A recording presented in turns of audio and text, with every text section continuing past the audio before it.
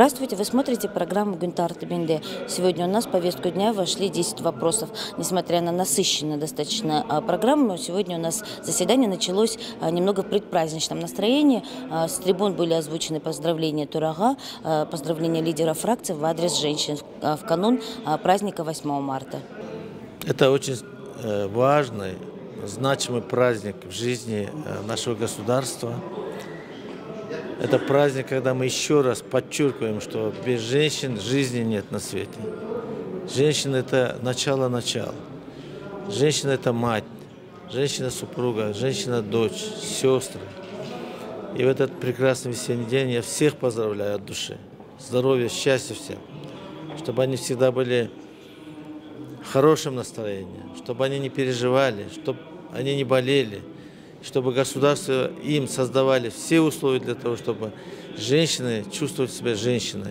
Самое главное, чтобы они были уверены, что в стране будет порядок, что будет стабильность, и они будут растить детей, воспитывать, рожать и созидать.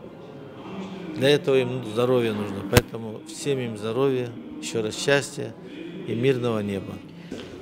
Дорогие женщины нашего многонационального единого Кыргызстана, позвольте от своего имени, от имени фракции Республика Таджурт поздравить вас прекрасным весенним праздником 8 марта с Международным женским днем. От всей души желаю вам здоровья, счастья, прекрасного настроения, добра, любви. Все в этом мире, какие только есть прекрасные слова, они свойственны нашим дорогим женщинам. Это мудрость, это любовь, это доброта, это нежность. Все эти качества свойственны только нашим женщинам. Я думаю, что вообще мир держится только на наших прекрасных женщинах. Нашему Кыргызстану я желаю мира, процветания, единства.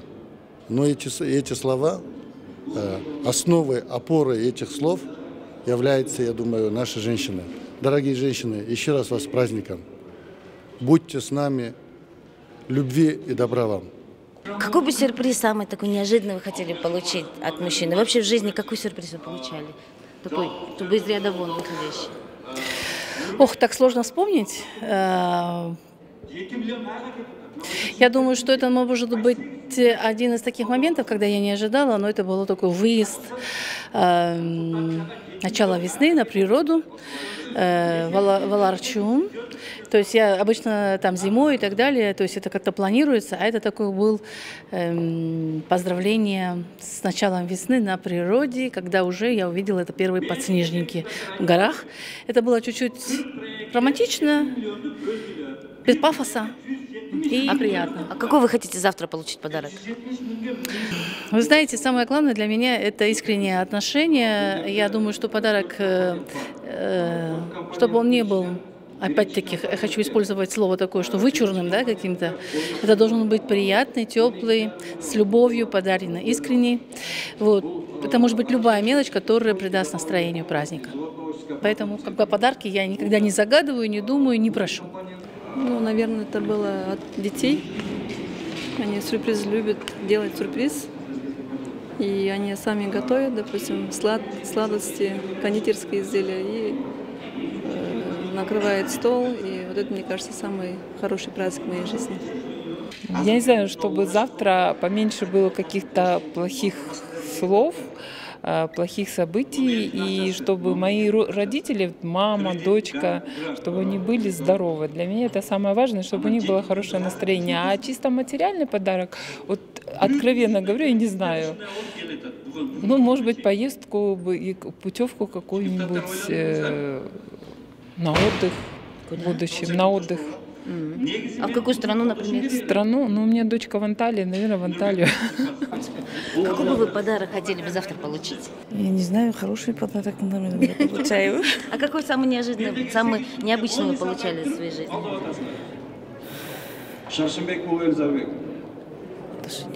Даже не помню. Ладно, спасибо. От своих любимых мужчин, внимание, наверное. Какого-то такого определенного подарка нету. Ну, как обычно, цветы, но единственное, комнатные. Комнатные? Да, комнатные цветы. В горшочке. В горшочке. Вы такие любите? Я такие какие люблю. именно? Такие неприхотливые, потому что все равно вот как-то не всегда подгадаешь, знаете, но такие обязательно с цветами. Цветы, наверное. Цветы. А какие? Ну, какие они любят. Мама любит розы, супруга тоже любит розы. Хороший подарок. Спасибо. Спасибо. Удачи вам. Какой вы подарок приготовили для своих любимых женщин? Я утром уже подарил букет цветов обычно. А завтра, 8 марта? Завтра сегодня подарил уже все. А какой вы подарок приготовили для своих любимых женщин? Прежде всего цветы. А кроме этого, конечно, подарок жене, дочери. Это уже Что ваша супруга любит получать? Ну, прежде всего, цветы, наверное. Ну и, как и все женщины, наверное, особенные подарки. Расскажите, пожалуйста, о соглашении по устойчивому развитию сельского водоснабжения и санитарии, который вошел сегодня в повестку дня. Если мы ратифицируем это соглашение, здесь около 50 сел будет обеспечено чистой водой. Его будет проводить, Арис будет проводить. Мы вчера им сказали, чтобы они, когда будут проводить тендер, да, в тендерном комиссии участвовали депутаты местных кенешей. Потому что в этом году президент назвал годом развития регионов. Мы должны поднять вот этот уровень айлукметов и айлкенешей. Если они сами будут принимать решение, какого фирмы будут они, чтобы это выполняли их работу, они будут более ответственными, и они будут уже контролировать. И народу будет легче спрашивать с них, потому что очень много вопросов, тендеры все решаются в Бишкеке, и все, вот у нас вертикаль власти получается. Поэтому если мы так распределим горизонтально, да, они будут чувствовать ответственность, что будет отвечать перед народом. Потом они там живут, среди населения. Если они будут принимать решения, вот депутаты, представители айлукмету, представители местных кенешей, депутаты, они будут более-менее качественно вот это принимать подрядчика, потому что это у нас были разные проекты по Тазасу, да, и у нас очень много негатив по этому вопросу. Сейчас наше государство очень много брало кредит до этого именно по проекту Тазасу, и очень много сейчас не работает, потому что там не было выполнено качественной работы, и вот проектные работы тоже были не очень качественные. Сейчас, если они будут, в каждом селе будут ходить, представить Ариса, да, с населением будут спрашивать, откуда воду будем брать, скважина или там это источник, как, откуда будем воду тянуть, как, что если народ сам будет участвовать в этом принятии решений, они будут потом и выполнять их.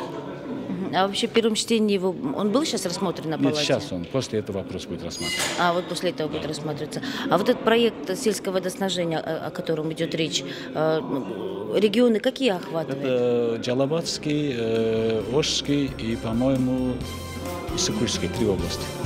И на этом у нас программа «Гунтар ТБНД» завершена. Спасибо, что были с нами. До свидания.